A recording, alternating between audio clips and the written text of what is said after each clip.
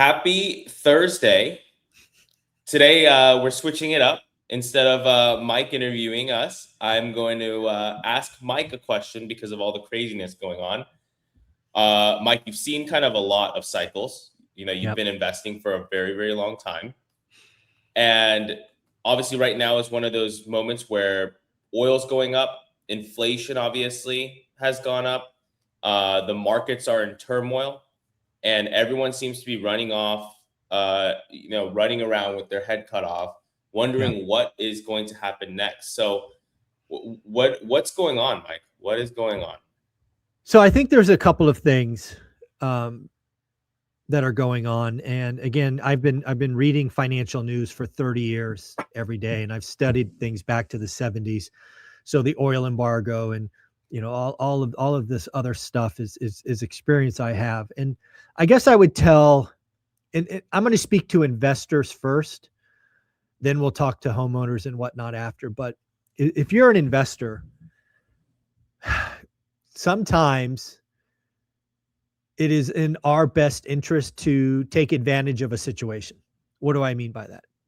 Like you said, there's a lot of people running around with their head cut off, thinking that, World War III is going to break out and the world's going to end. Now, again, that's not a non-zero possibility, but it's unlikely. And if it does happen, frankly, nothing else matters. So I just write that off. But what I do look at is, we're operating in an environment, at least in the housing market, where it's better to be a buyer than a seller. And that was true before the war. Now it is really true because demand is falling apart, right? You're seeing it left, right, and center. And people are like, I was interested, I was shopping, now I'm not because I'm nervous, right? I'm scared, right? Demand turns on and off like a heartbeat. Supply, not so much. Once you've committed to selling, you're pretty committed, right? Many of you have already bought another property somewhere else. You've already packed up all your belongings, right? You've mentally checked out. So, if you're a seller in this environment, especially if you do the work, like the people that watch my channel, I hope they are doing the work. So what I would be looking for today is I want to find a property in my buy box that was listed last year. It was withdrawn from the market around the holidays, and then it was relisted. And now it's 45 days later. And now we have a war going on. Why do I want that? Because I want to write a disrespectful offer. I want to find a seller who has already tried to sell a couple of times. It's been on the market for 45 days. Now there's wars going on and they're pulling their hair out and they're just done. I want to take advantage of that situation. Yes, call me a bad guy if you want, but my job is to write a great offer and find a great deal for my family. You, Mr. and Mrs. Seller, don't have to sell. But today, I might be the only buyer. And that is the situation I'm looking for. So the message to investors is whatever your buy box was and whatever your ARV or whatever your model was, please do me a favor. Write better offers. I'll give you an example. Let's say there was a property that you thought had an ARV of 400. Let's just say, for heaven's sakes, you could your model today says buy it for 300. I'm telling you to write it at 275 or 265 or shoot 250. Because again, I think half the buyers are gone. And most of us are going to do one deal a year. So you might as well make it a banger. And the last thing I'll say about wars is, generally speaking, they're over sooner rather than later. Now, there's always a chance of a forever war. There's always a chance of ground invasion. There's always a chance of this going sideways. But if you buy something 20% better than you normally would, doesn't matter. This will eventually end. We will eventually get the Strait of Hormuz open again. We will eventually be shipping oil. Oil might go to 150. Shoot, it might go to 200, but it won't be there forever. So my message to investors, and I'll stop and let you ask questions because I've been rambling for a while, is today, use the noise to your advantage. Write better offers. Lock in your cost of capital. If you like it, lock it. Because, if this is the last thing I'll say. If this goes on for a long time, like most people are afraid of, if you lock in today at 6.5 and it cash flows because you bought it for 50K less than you normally would, and then heaven forbid we get into a recession, do you not know what the Fed's playbook is going to be? They're going to take rates to zero. And you'll be able to refi that 6.5 with a rate and term refi in 18 months at 4%.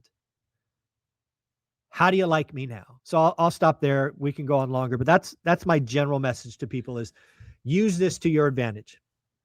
I think that's great. And then how about people that are trying to now use this? Because now people, I think, are more than ever waking up to the fact that distress in the market, like you said, means opportunity for buying opportunities.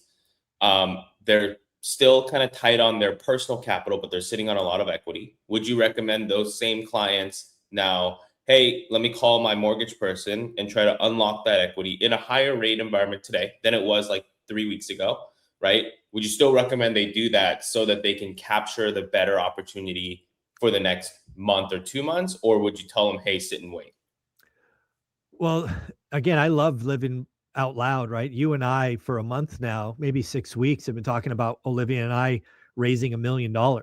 Now, again, we raised it and we struck when the iron was hot. You got us a 599, couple of properties. Thank you, thank you, thank you. But again, does a 6.3 today make that much difference than a 599? Not really. It's like $28, right? Yeah. Maybe it's $31. Again, if you're still in growth mode, and let's be clear, Olivia and I are not in growth mode, but I'm going to take all the free money I can get. And if I find a desperate seller, that's why I raised $1 million. I already had plenty of money, but I wanted to be able to write crazy cash offers. So that's why I raised $1 million and you helped me do that. But yeah, I don't think, dude, 6.3 does not scare me. I've raised money at 12%. So 6.3 does not scare me. It's just the deals have to work. So yeah, I mean, if I was in growth mode, I'm in year 8, for example, and I'm sitting on $500,000 in equity, I would go grab 150, assuming the property still cash flows. Rule number 1, no alligators. So don't ever do that. But other than that rule, hell yeah, I'd go get that money. 6.3 versus 5.99s. It's noise.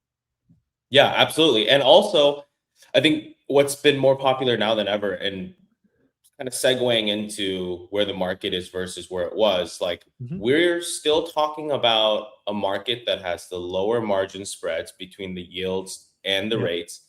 Like we're not talking about the 7s and 8s, which was a reality that we were living in for almost a year, over a I year. remember. Like we are talking about the 6s, and then with the opportunity now, like we've been talking about, to buy it down, right? So if you're like wanting to just kind of set it, forget it, lock it, and move on, you can do that still. Like Zuber said, get it 6.3 and then buy it down to 5.8, 5.75, five three Yeah. seven five if you want to, right? And just kind of lock it in and forget about it if you want to go that route, right? And you're in the room that you said, I just want to be risk averse and do as much as I can right now to prevent me having to do anything in the future. That's your plan.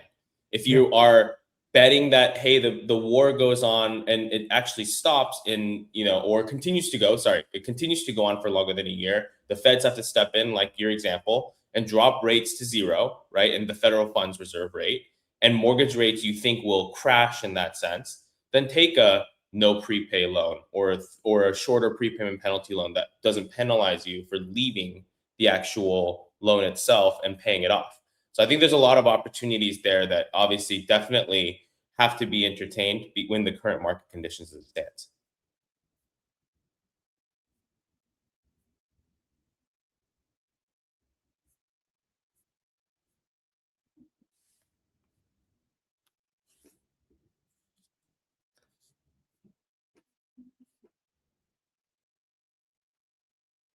Oh, did we freeze?